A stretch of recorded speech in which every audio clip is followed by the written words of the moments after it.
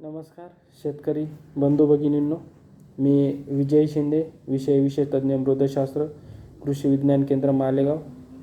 उपस्थित सर्व शेतकरी बांधवांचं मी कृषी विज्ञान केंद्र मालेगाव व कृषी विभाग महाराष्ट्र शासन याच्या वतीने स्वागत करतो.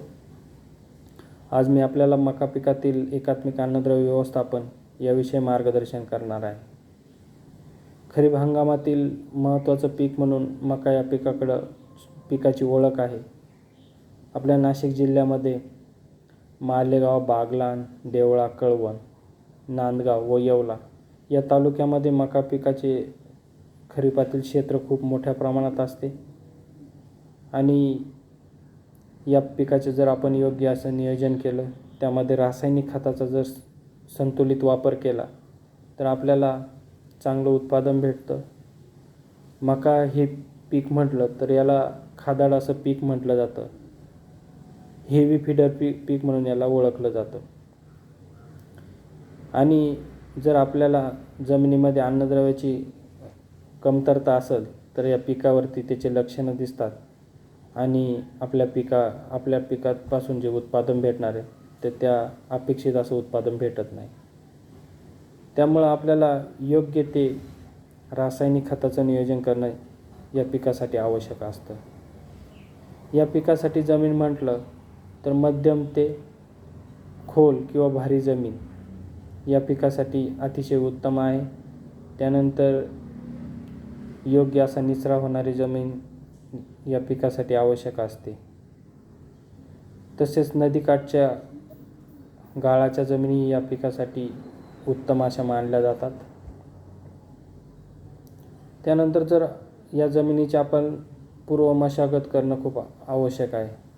यामध्ये एक खोलगट अशी नांगरणी होणं आवश्यक आहे.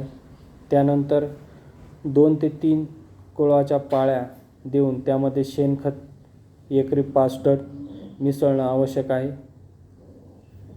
जर आपण हिरवळीचं खत या जमिनीमध्ये गाडलं असेल तर शेणखत किंवा कंपोस्ट खत देण्याची गरज नसते. त्यानंतर रासायनिक खताचं योग्य नियोजन करणं खूप गरजेचं असतं. यामध्ये महात्मा फुले कृषी विद्यापीठ राहुरी यांनी मका पिकासाठी 48 किलो नत्र, 24 किलो स्फुरद आणि 16 किलो पालाश प्रति एकरी अशी ही शिफारस दिलेली आहे. आणि या पद्धतीने आपल्याला त्याचे रासायनिक खताचं नियोजन करणं गरजेचं आहे. सर्वप्रथम आपल्याला माती परीक्षण करणं गरजेचं आहे आणि माती परीक्षण केल्यानंतर आपल्या जमिनीमध्ये कुठलं अन्नद्रव्य कमी आहे किंवा जास्त आहे आपल्याला त्यावेळेस तिथं समजतं आणि त्यावेळेस आपण पिकाला संतुलित असं अन्नद्रव्य व्यवस्थापन करू शकतो. आता यामध्ये जर बघितलं आपण तर 48 किलो नत्र द्यायचं आहे, 24 किलो स्फुरद द्यायचं आहे आणि 16 किलो आपल्याला पालाश द्यायचा आहे. हे आपलं एकरी प्रमाण झालं. जर बघितलं तर बहुतेक शेतकऱ्यांमध्ये नत्र आणि युरिया यामध्ये खूप गैरसमज असतात. शेतकऱ्याला 48 किलो नत्र म्हटलं की शेतकरी जवळपास 48 किलो युरिया देतो. परंतु शेतकऱ्यांनी समजून घेतलं पाहिजे की युरियामध्ये 46% नत्र, म्हणजे ज्यावेळेस आपण 100 किलो युरिया देणार आहे तर त्यावेळेस आपल्याला 46 किलो नत्र भेटणार आहे.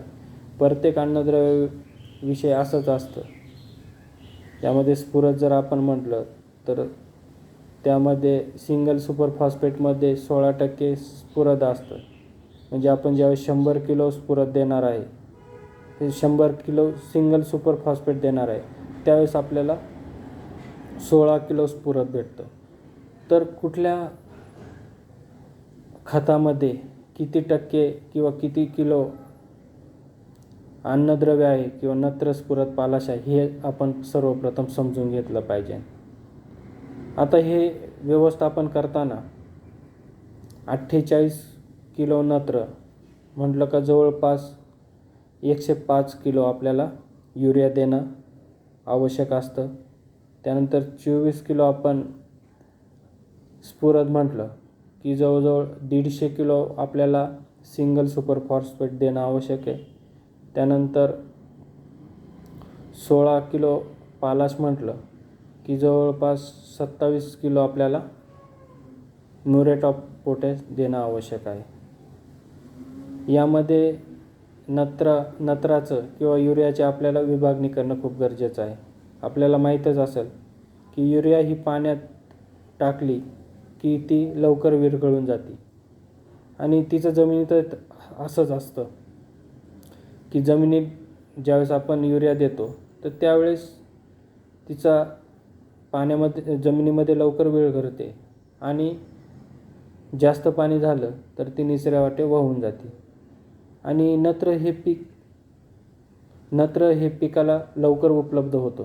त्यामुळं त्याची जर आपण लागवडीच्या वेळेस आणि लागवडीनंतर 30 दिवसांनी आणि 45 दिवसांनी असे जर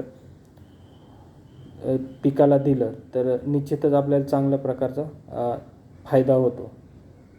आता आपल्याला पेरणीच्या वेळेस याला जवळपास 35 किलो युरिया द्यायची आहे.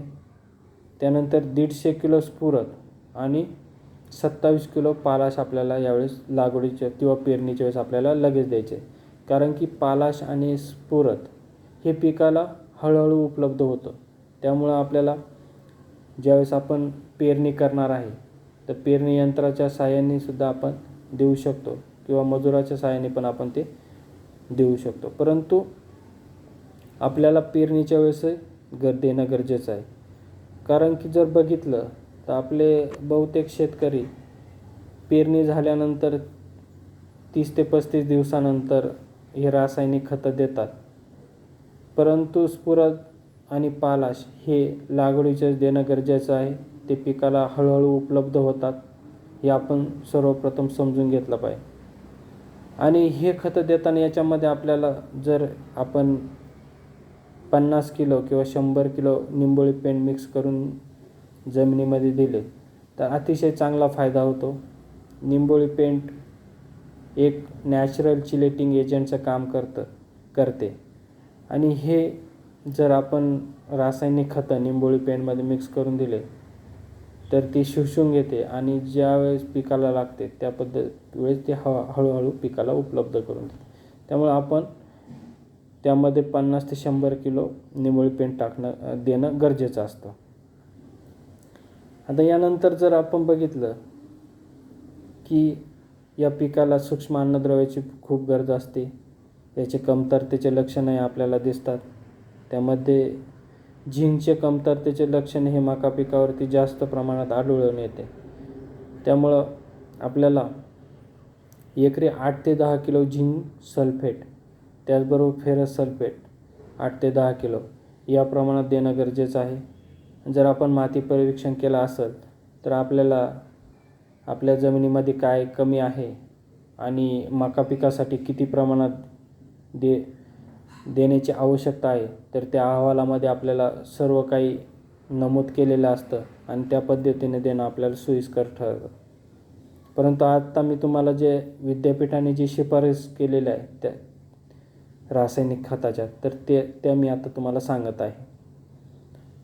आणि अशा पद्धतीने आपल्याला रासायनिक खताचे देणं गरजेचं आहे.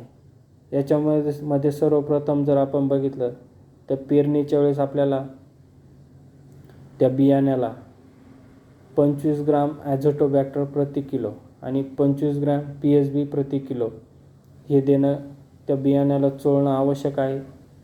आणि त्यामुळे आपल्या उत्पन्नामध्ये 10 ते 12% वाढ होते. त्यानंतर जर आपल्याकडं सिंगल सुपर फॉस्फेट युरिया किंवा MOP ह्याची उपलब्धता नसेल तर आपल्याला 10-26-26 एकरी 61 किलो नंतर युरिया 90 किलो आणि सिंगल सुपर फॉस्फेट 50 किलो हे पण आपण देऊ शकतो. त्यानंतर हेही उपलब्ध नसेल तर आपण DAP म्हणजे 1846 जवळपास 52 किलो युरिया 43 किलो आणि MOP 27 किलो याप्रमाणे पण देऊ शकतात. परंतु आपल्याला युरियाची याच्यामध्ये विभागणी करायची आहे. लागवडीनंतर आपल्याला 30 दिवसांनी आणि 45 दिवसांनी युरिया ह्या रासायनिक खताचा वापर करायचा आहे. तर हे आपण ते लक्षात ठेवलं पाहिजे. त्यानंतर आपण त्याच्यावरती रासायनिक खताच्या फवारणी पण करू शकतो. यामध्ये 19-19-19 1 किलो अधिक मायक्रोन्यूट्रिएंट ग्रेड सेकंड 1 लिटर प्रति 100 लिटर पाण्यात आपण याची फवारणी करू शकता. त्यानंतर पेरणीनंतर 45 ते 50 दिवसानंतर 2 किलो 052-34 अधिक 2 लिटर मायक्रोन्यूट्रिएंट ग्रेड सेकंड प्रति 200 लिटर पाणी याप्रमाणे आपण फवारणी करू शकतात. आणि या सर्व गोष्टी केल्या तर निश्चितच आपल्याला चांगलं उत्पादन भेटू शकतं. फक्त मी एक सांगायला आपल्याला विसरलो की ज्यावेळेस आपण सूक्ष्म अन्नद्रव्य या पिकाला देणार आहे तर त्यावेळेस हे आपण शेणखतामधून मिसळून दिले तर त्या रासायनिक खताची किंवा सूक्ष्म अन्नद्रव्याची कार्यक्षमता वाढणार आहे. तर जर आपण झिंक सल्फेट असेल, फेरस सल्फेट असेल तर हे खत देण्याच्या 1 आठवडाभर शेणखतात मिसळून थोडं पाणी मारून जर ठेवलं तर हे सर्व सूक्ष्म अन्नद्रव्ये शेणखतामध्ये शोषून घेणार आहे. आणि ज्यावेळेस आपण ते जमिनीत टाकणार आहे तर त्यावेळेस त्याची कार्यक्षमता अशी जास्त प्रमाणात कार्यक्षमता वाढणार आहे. आणि असं जर आपण नियोजन केलं तर निश्चितच आपल्याला जे अपेक्षित उत्पादन आहे मका पिकाचे ते पण भेटणार आहे. आणि जे कमतरतेचे लक्षणं आज या मका पिकावरती जास्त प्रमाणात दिसतात. आपण जर बघितलं असेल तर नत्राची कमतरता असेल तर आपल्या झाडाची खालील जे पाने आहे ते पिवळे होतात. त्यानंतर स्फुरदची कमतरता असेल तर जांभळ्या कलरचे लांबट असे पानं होतात. पालाची कमतरता असेल तर पानाच्या कडा जळतात. तर असे काही लक्षणं दिसले तर त्यावेळेस आपण त्याची फवारणी करू शकतो. नत्राची कमतरता असेल तर 2% युरियाची फवारणी करू शकता. किंवा त्यानंतर स्फुरदची कमतरता असेल तर 052-34 याची आपण फवारणी करू शकता. तर अशा पद्धतीने ज्या कमतरतेचे लक्षण आपल्या पिकावरती दिसेल तर त्यावेळेस आपण ते फवारणी करणं आपल्याला आवश्यक आहे. तर असं सर्व जर आपण रासायनिक खताचं योग्य असं नियोजन केलं तर आपल्याला अतिशय चांगल्या प्रकारचं मका या पिकापासून उत्पादन निश्चित भेटणार आहे. तर आज मी आपल्याला मका पिकातील एकात्मिक अन्नद्रव्य व्यवस्थापन याविषयी जे मार्गदर्शन केलं तर ते निश्चितच आपल्या फायद्याचं ठरणार आहे. सर्वप्रथम आपण सर्व शेतकऱ्यांनी माती परीक्षण पण करणं खूप गरजेचं आहे. आणि हे माती परीक्षण केल्यानंतर योग्य आपल्याला रासायनिक खताच्या मात्रा समजणार आहे आणि ते आपण आपल्या पिकाला दिलं तर निश्चितच आपल्याला त्यापासून फायदा होणार आहे. तर आजच्या या मार्गदर्शनामध्ये आज मी एवढंच सांगतो आणि थांबतो. धन्यवाद.